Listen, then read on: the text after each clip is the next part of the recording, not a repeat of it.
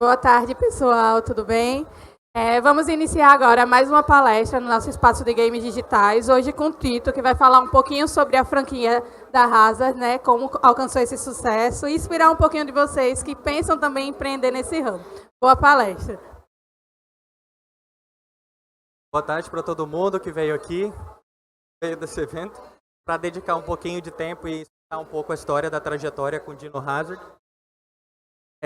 A proposta dessa franquia, e está no próprio título, é uma franquia para unir entretenimento, educação científica e impacto social. Não é só com o intuito de ter mais uma franquia de dinossauro no mundo. Assim tá bom? Ótimo. E aqui, como autoria, eu coloco eu e a minha esposa, Aline Guilard. Eu cresci nos anos 90, talvez tenha outras pessoas aqui que cresceram nos anos 90. Quem cresceu nessa época, no final dos anos 80, 90, tinha dinossauro para tudo quanto é lugar, em todas as mídias. Desenho animado, livro, boneco, brinquedo, videogame, com a ascensão dos videogames, inclusive, documentários de televisão. E eu cresci nesse meio, fiquei fascinado pelos dinossauros e decidi que era uma coisa que eu queria fazer na minha vida.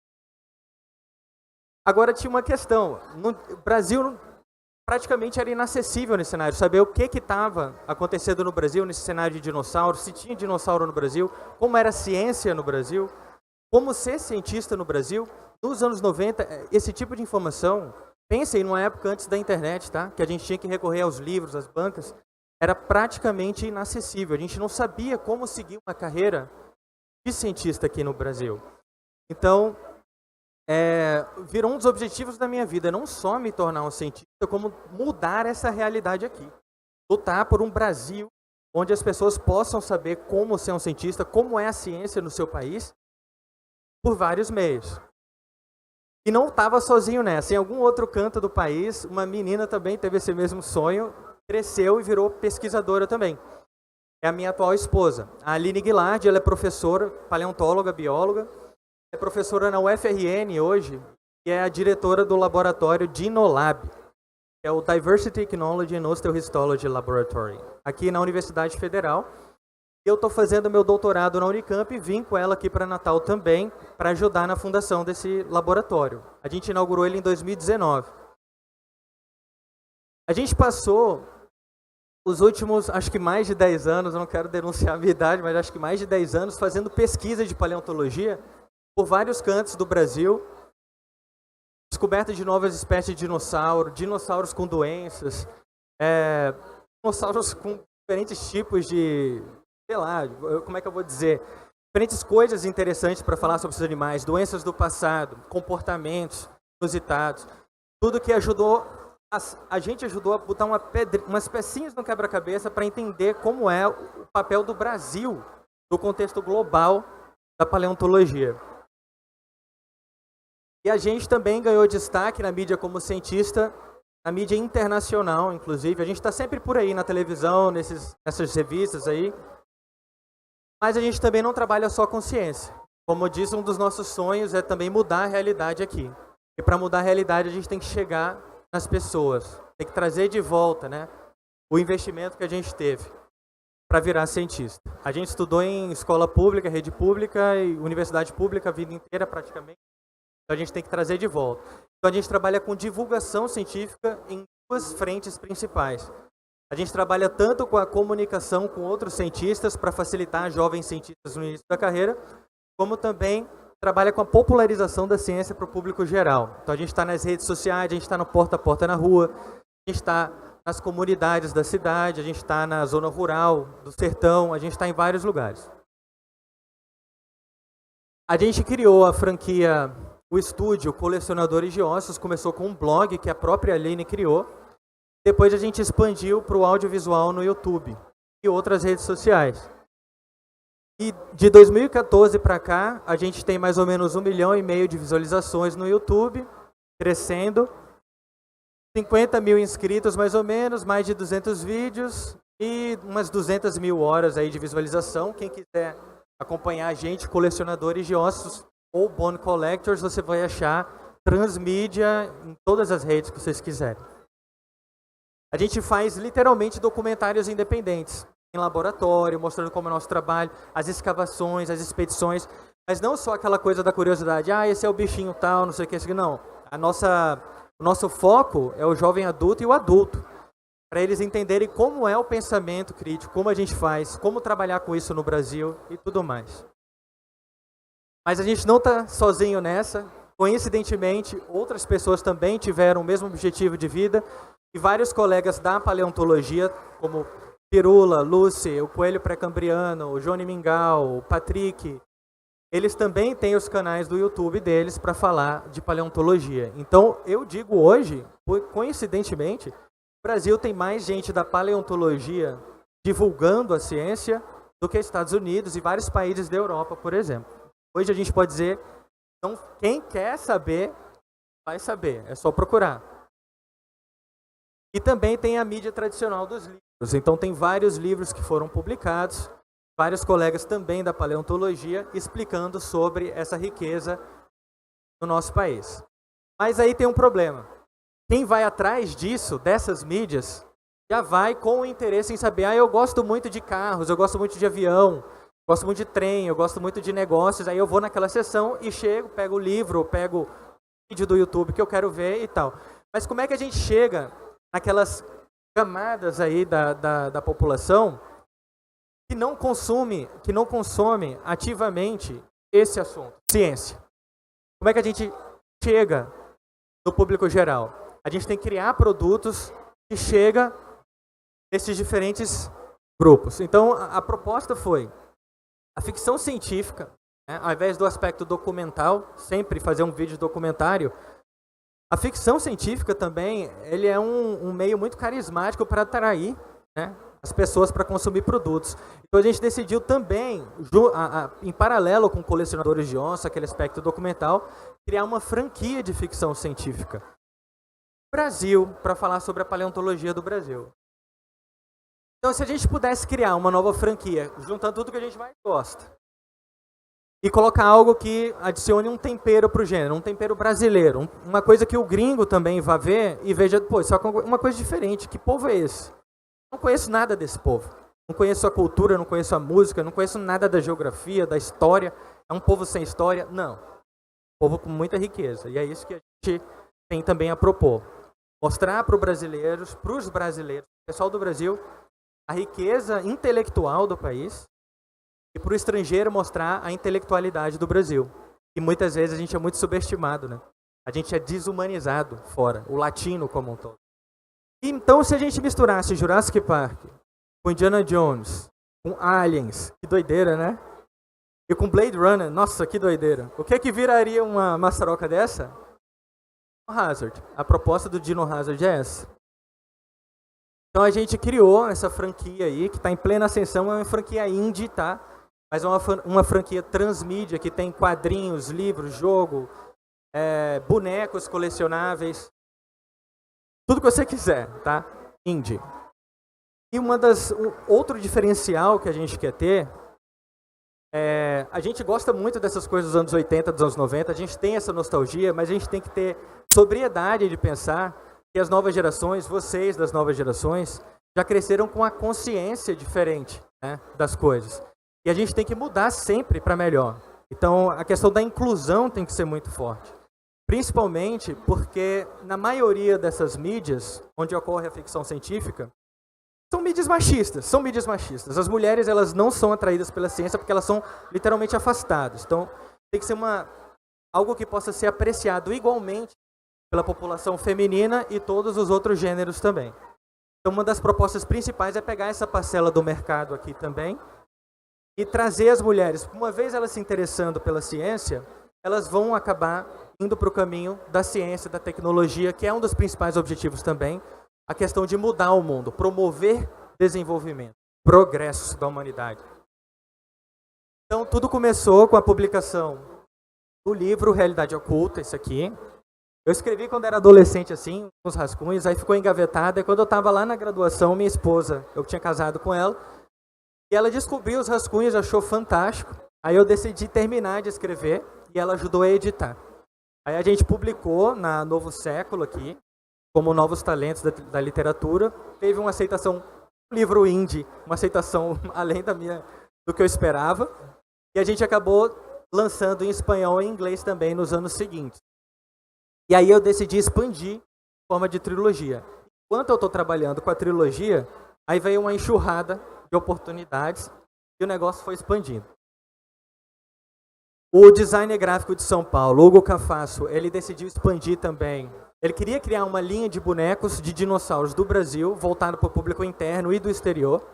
Então a gente fez uma campanha de crowdfunding, conseguiu levantar a verba para produzir bonecos, uma parceria de produção na China e também em São Paulo. E a gente lançou esses 2 bonecos. Qual é o diferencial aqui? É só um boneco de dinossauro? Não, isso aqui são 2 dinossauros que foram descobertos no Nordeste do Brasil. Vocês sabiam que tinha dinossauro no Nordeste do Brasil? Poucas pessoas sabem, mas tudo bem. Porque a maioria deles são levados para fora, ou para o sul do Brasil ou para o exterior, ilegalmente. Então, o pessoal do Nordeste precisa também saber da sua riqueza. Eu esqueci de falar. A franquia, até o momento, quase essa parte inicial, se passa no Nordeste do Brasil. Fala sobre dinossauros do Brasil. Então é isso, parece meio hiperfocado no assunto do dinossauro, mas é um meio carismático de trazer as pessoas para a ciência. E aí também surgiu o casal Márcio Castro e da Thaís Lobo. Não sei se vocês conhecem o Jovem Nerd, ele ilustra para o Jovem Nerd. E para várias outras franquias, o álbum Surpresa, por exemplo, dos ovos de Páscoa, ele fez vários designs também. E ele estreou como cartunista de quadrinhos, ele sempre quis, com o Dino Hazard agora, do ano passado para cá, dando a adaptação para o livro do Realidade Oculta. Aí pode dar play, que tem um trailer aqui de 1 minutinho, contando a história.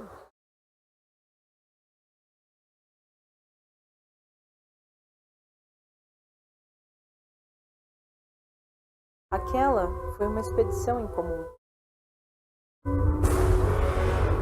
Uma intensa tempestade surgiu. Nós tivemos que evacuar a ilha.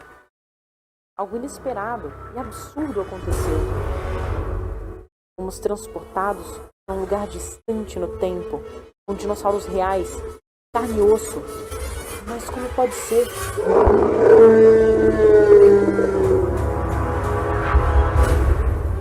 Nós temos que descobrir como caímos nesse mundo perdido, ou quem nos trouxe aqui. Nós temos que achar um caminho de volta para o nosso próprio tempo, ou morrer tentando.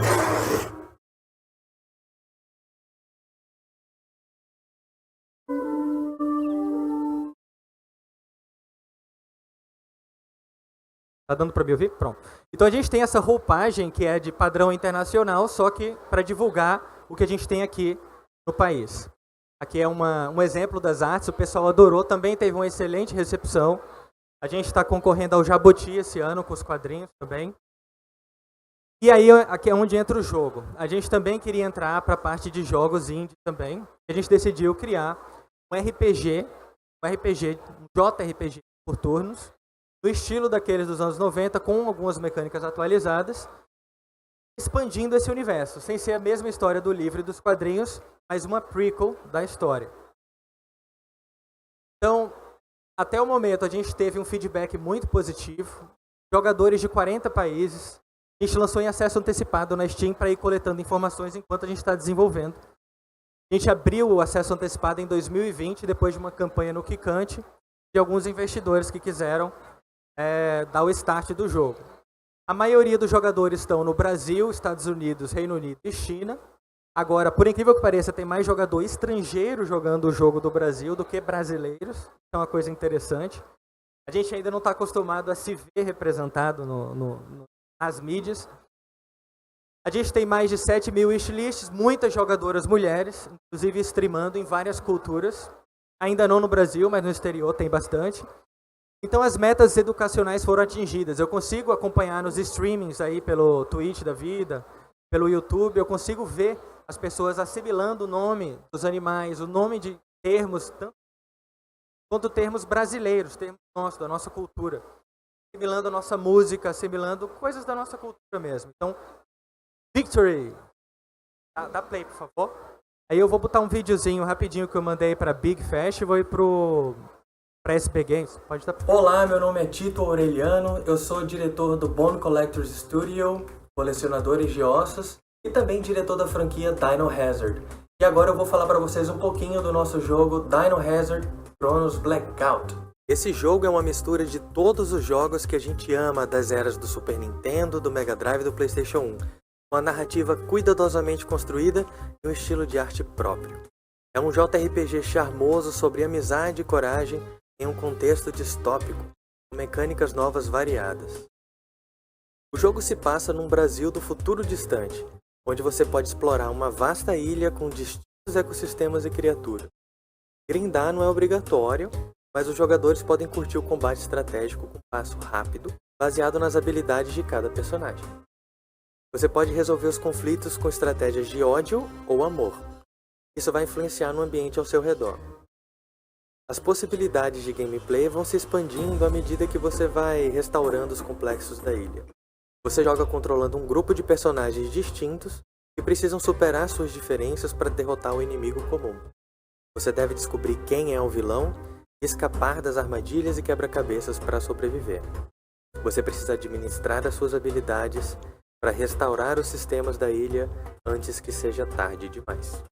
Outro ponto a destacar é que esse jogo contou com a consultoria de cientistas de mais de 200 espécies de dinossauros e outros animais pré-históricos que viveram no Brasil mesmo de verdade, para você descobrir ao longo do jogo e ir preenchendo a sua Dino Dex.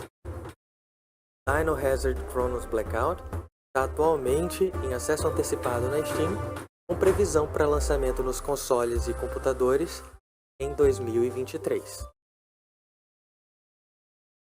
Tem uma build beta do jogo aqui, dos festivais, naquele computadorzinho. Vocês podem jogar aí gratuitamente para testar, tá bom? E o jogo está em promoção na Steam. Eu já aviso que o preço vai aumentar porque a Steam mandou aumentar. Tá? Pois é, então é basicamente isso. É um jogo nichado de RPG. Eu fico muito feliz também que eu vejo muita gente da geração aí 2010 que está jogando esse jogo. Pela primeira vez um JRPG, eles só conheciam Pokémon e agora eles estão jogando JRPG. Aí daí partir para coisas mais pesadas, feito Final Fantasy e Dragon Quest. Entendeu?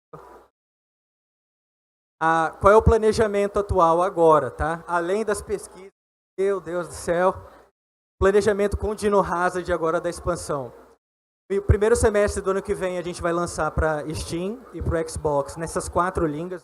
Inglês, português, espanhol e russo, que são as línguas do Early Access. A gente vai... Já tem. Já tem a página na Steam, pode ir lá. Inclusive ontem a gente ganhou um prêmio e ficou muito feliz com isso. SB Games. No primeiro semestre também a gente já submeteu projetos. A gente trabalha sempre com crowdfunding, com editais, além de doações, né? De anjos. Então, para o semestre que vem, se der tudo certo o funding, a gente vai lançar o livro 2 junto com o quadrinho 2. O pessoal fica no nosso pé para isso também. E no segundo semestre, a gente pretende já ter o port para Nintendo Switch, já está com toda a licença para o Nintendo Switch. Assim que eu conseguir também as localizações para o japonês e para o chinês, porque eu quero chegar no mercado asiático. Eu quero chegar no mercado asiático, sim. Eu sei que é o jogo nacional do Japão, o gênero, né? Eu tenho certeza que vai fazer um sucesso por lá. Em 2024 vai ser o lançamento planejado do projeto da gente para os quadrinhos, tá? Da publicação do livro 2 e do volume 2 dos quadrinhos. E também para o segundo semestre eu estou conversando com a produção também para a gente fazer, isso é um spoiler, tá? Para fazer uma série de televisão. Então aí eu vou... Mas aí é spoiler, eu não vou falar muito. Então é basicamente isso, gente. Quem quiser ter um contato aqui para falar, eu também trouxe, quem quiser comprar mais barato do que nas livrarias, eu estou vendendo por 35 essa edição e 75 essa edição aqui, no Pix. Tá? Tá mais barato que nas livrarias, mas você também pode olhar nas livrarias que vocês quiserem também. Tá em todas. Quem quiser entrar em contato, tá ali, acompanhar os nossos documentários, tudo aí. Tá bom? É isso, eu espero que vocês tenham gostado.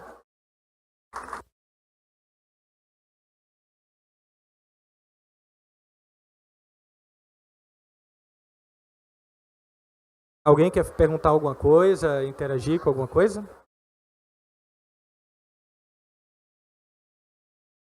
Primeiramente, parabéns, verdade.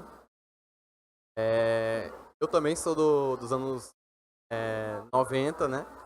E também cresci vendo dinossauros. Então, pra mim, isso acontecer no Brasil é maravilhoso, absurdo. A gente, atual namorado, né? Temos uma ideia análoga a isso, só que a gente é da área espacial. Então, a gente queria saber de você o que foi o ponto inicial, o estalo inicial que fez você começar de fato a sair da sua ideia, a ideia de adolescente, para o que você é hoje. Alô? Sim, pronto. Não é elementar, não é fácil. Isso que eu estou falando, ó, eu retomei o rascunho do livro em 2011, mas de lá para cá eu aprimorei bastante a capacidade de tudo, de escrita, de programação, de tudo para otimizar meu tempo. Eu trabalho num ciclo de... não recebi, sei lá, milhões para fazer isso e ter uma equipe, não. Foi indie mesmo, na tora. A ideia de vocês é perfeita, eu quero que mais cientistas de diferentes áreas façam coisas assim. A gente merece isso como civilização. Tá? E tem demanda. Eu já conversei com vários gringos aí do exterior, eles querem conseguir e acessar a cultura da América Latina, especificamente Brasil e México. Tem interesse. Ficaram impressionados. Eles querem. O mercado está muito cheio da mesmice. Precisa quebrar a mesmice. O pessoal do Brasil ainda não sacou isso, eles ficam fazendo produto igual os gringos, eles acham que vão competir, eles não aproveitam a cultura daqui, entendeu? Mas tudo bem. Então faz essa questão aí, nem que comece como um projeto de fim de semana. Quando você tiver algo mais robusto, é um jogo, você quer uma franquia como...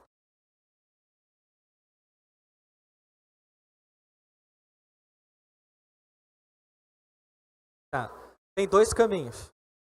Você pode fazer um crowdfunding, e aí conversar com o pessoal, os colegas nossos, a gente, Átila, Tula e vários colegas de Science Vlogs, para ver se a gente divulga. Ou vocês podem, o que eu acho mais confortável de todas essas experiências, o edital. Tipo o edital PROAC em São Paulo. Aqui tem editais também, Aldir Blanc, né, no estado.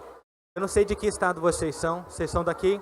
É um pouco ácido aqui, porque não tem tanta verba, mas vocês devem procurar esses editais. Talvez mudando o governo agora, volte a ter um Ministério da Cultura mais parrudo, né, para investimentos assim, transmídia, jogos, tudo aí, de educação para ciência.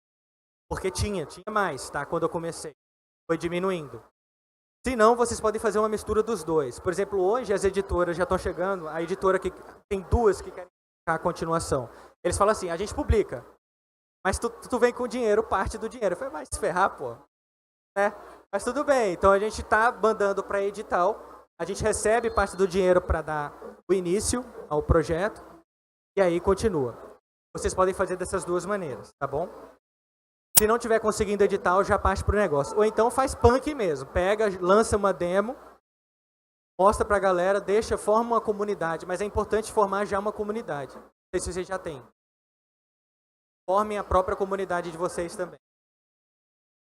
Tem umas mídias hoje que são mais fáceis de trabalhar, tipo Instagram e TikTok. Mais fáceis do que YouTube. São mais instantâneas. Mais rápido de crescer. Vocês podem focar nelas. Ver qual é o público-alvo de vocês. Se vai ser essa geração de 2010, 2000 para cá, ou se vai ser os anos 90. Tem diferentes gostos. A galera mais nova é mais aberta para coisa mais assim. A galera mais antiga ainda gosta de preconceitos. Talvez seja mais difícil de acessar. Infelizmente, a nossa geração ainda é muito machista, muito, sabe? A galera nova não, a galera já vem com outra cabeça. Bom mercado para ir também. Mas tem demanda, tem isso aí, tá bom? Alguém tem alguma pergunta? Você poderia falar um pouco mais sobre a parte multimídia da coisa? Porque eu acho um aspecto interessante já, tipo, essa parte tipo, do quadrinho, o jogo, ter modelinhos, né, 3D também, né, os bonequinhos, eu acho bem interessante. Poderia explicar um pouco mais sobre mídia? Tudo começa com a ideia inicial, que é o universo. Você começa criando o universo, e aí você cria um produto sozinho por sua conta ou com a ajuda de alguma empresa. E aí você cria um segundo produto, aí você começa a esboçar o que seria um universo mais ampliado. em diferentes mídias. Mas é bom você trabalhar em diferentes frentes. Por exemplo, essa aqui é já foi o nosso investimento de ficção. A gente já trabalhava com não ficção nas outras mídias, com documentários, as outras coisas também. Então, tudo foi casando. E no caso, eu e a minha esposa juntos, a gente produz o dobro. Como a gente é bem acelerado, a gente produz 5, 6 vezes mais. Mas aí, as pessoas elas vão simpatizando com você, vai fazendo tudo direitinho, com honestidade, agregando pessoas, não sendo sacana, naturalmente, outras pessoas vão querendo se juntar a você. Então, outras mentes, pessoal de outras áreas, vão querendo se juntar, produzir. Aí, se houver confiança no seu trabalho, as coisas vão expandindo, entendeu? E aí um vai ajudando de uma maneira ou de outra e vai expandindo naturalmente. Então, basicamente. Alguém mais quer perguntar alguma coisa?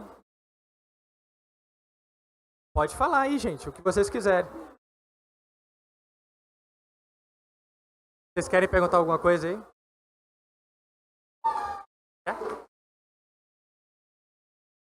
Não?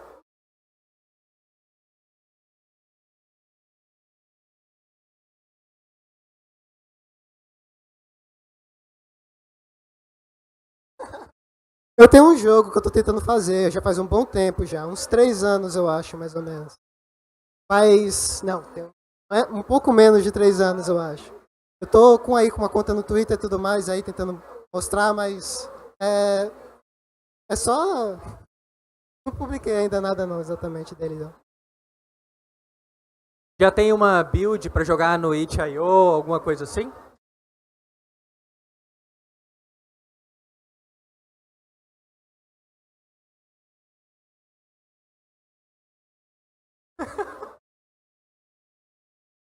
Você pode tentar lançar uma micro demo ou um primeiro jogo para o pessoal conhecer seu trabalho e começar a formar sua comunidade nas redes sociais.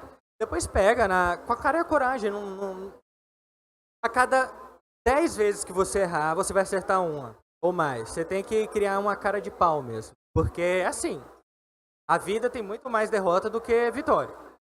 Até chegar nisso aí é 100 erros. É assim mesmo. Na ciência, na indústria, é assim. Não pode ter medo.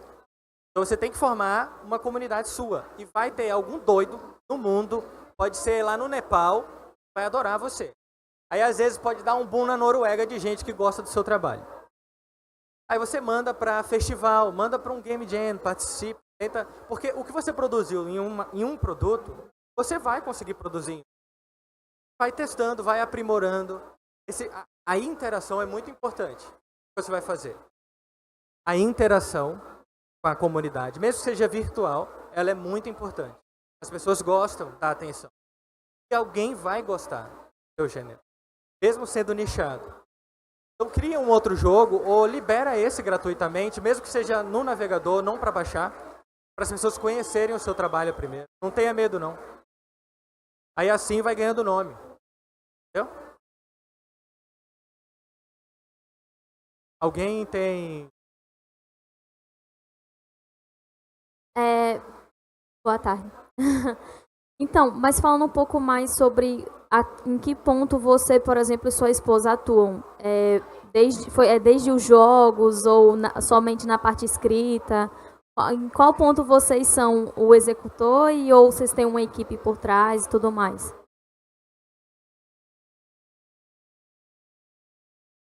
Eu não aconselho essa doideira, mas a gente faz quase tudo.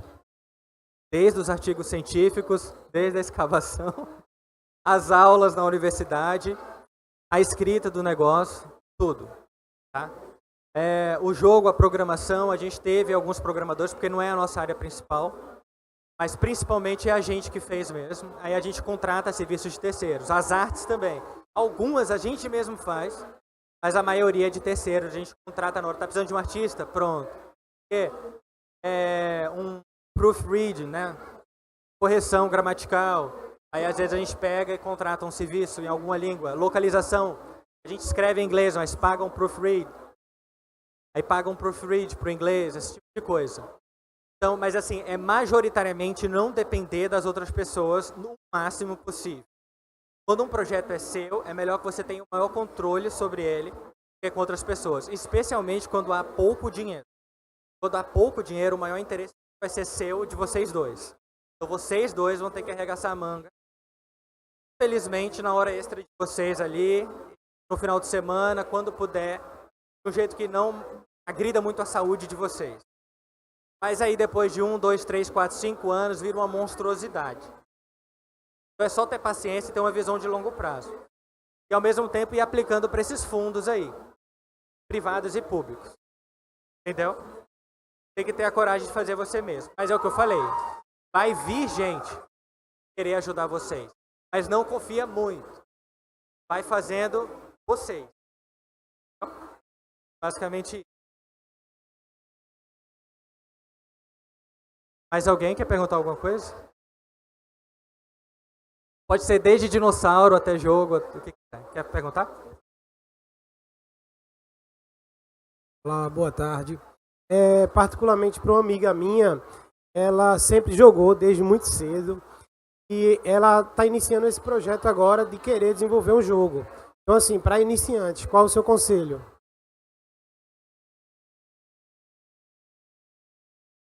Eu não vou mentir não, tá? Porque eu não sou rico. E eu não venho de uma família podre de rica. Então, é muito difícil, no ponto de vista de classe média, você ter um projeto desse, fazer tudo isso rápido. As coisas tomam um tempo, porque você tem que trabalhar com várias coisas ao mesmo tempo. Várias coisas ao mesmo tempo. Então, é você ter sobriedade de calcular, saber a sua condição, né, financeira, e saber calcular quanto tempo você vai poder dedicar de desenvolvimento para os seus projetos. Ele pode sair eventualmente, ele vai sair eventualmente, mas vai demorar mais, dependendo da quantidade de dinheiro que você tem. Se ela for rica e puder só se dedicar a isso, ela vai fazer mais rápido. Eu sei que é a resposta que muita gente não gosta, mas é a resposta sóbria. Sóbria. Hã? Já gravou? Pronto. Então é isso. Muita gente não gosta, mas eu não vou mentir. É isso mesmo. Tem que ter uma consciência da sua classe para você não se meter numa furada. E o resto é insistir, não desistir. Enxergar no horizonte. Demora 5 anos, 4, 5, 6 anos para fazer um negócio que uma corporação faz em uma produção de 6 meses. Mas eles gastam 100 milhões para fazer um negócio desse. E você é uma cara de classe média no Nordeste do Brasil. Então tem que ter consciência disso. Mas dá para fazer coisas que competem e equiparam com isso. Mas leva tempo. Porque o tempo é o dinheiro, é o diferencial. Aí. Alguém tem alguma outra pergunta?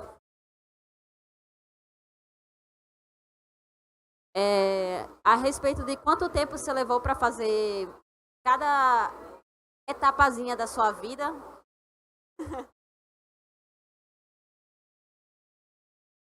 Não foi? Ainda tem tempo? 5 minutos, meu Deus do céu. Vou ter que resumir tudo. Espera aí. A parte científica ou a parte da minha empresa? Cacete. Com 13 anos eu comecei a ir para congresso científico. Eu sou meio noiado assim, com inteligência mais alta. Eu sou autista, tenho uma inteligência bem alta. Então eu comecei para congresso com 13 anos, com 18 eu entrei na faculdade, comecei a trabalhar com petróleo, saí porque eu queria trabalhar com dinossauro, porque eu sou viciado nisso, e aí minha vida desandou. Aí na hora que a minha vida desandou, eu vi que eu não ia ganhar tanto dinheiro quanto no petróleo, na ciência, eu abri minha própria empresa e comecei a criar essas coisas audiovisuais para ganhar capital social. Aí eu fui gerando capital social 10 anos atrás, porque eu sabia que agora eu poderia usar os meus produtos para entrar na televisão, que era o que eu queria. Então 10 anos atrás...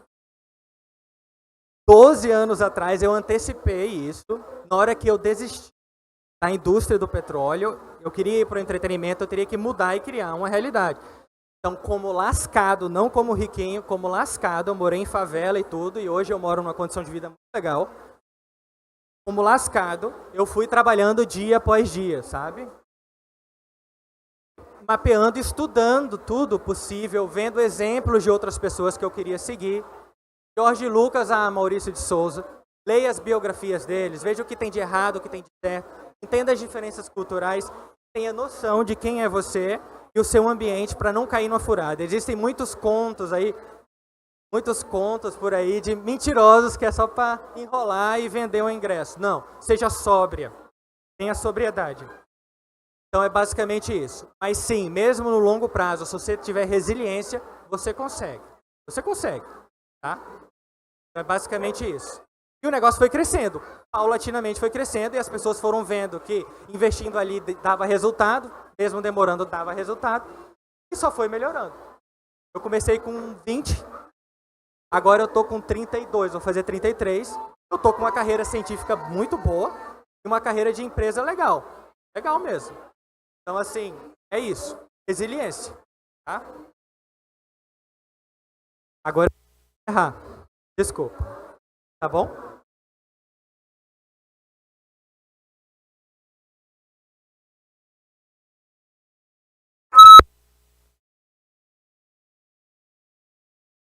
Muito obrigada, Tino. Pessoal, a gente vai abrir espaço, né? O Tino está fazendo a venda de alguns exemplares dos livros